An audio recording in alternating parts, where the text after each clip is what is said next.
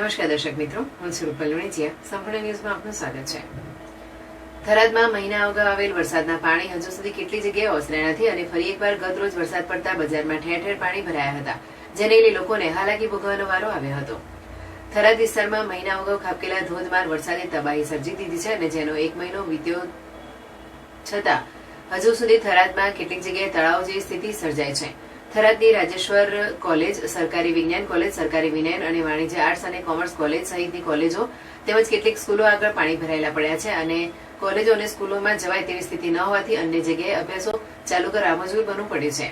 ત્યારે ફરીવાર ગતરોજ બપોરના સમયે વરસાદ ચાલુ થતા શહેરમાં પાણી થઈ ગયું હતું અને લોકોને ભારે મુશ્કેલી વેઠવાનો વારો આવ્યો હતો. એટલું જ નહીં, પરંતુ ખેડૂતોને તો પડતા પર પાટું મારવા જેવી સ્થિતિ થઈ હતી. અગાઉના વરસાદે મોટાભાગનો પાક નિષ્ફળ થઈ ગયો હતો અને વધી ઘટી બાજરીની ખેડૂતોએ કાપણી કરી દીધી હતી, પરંતુ હજુ ખેતરોમાં પડી હતી. ફરીવાર વરસાદ પડતા તે પાક પર પણ ભારે અસર પડી છે.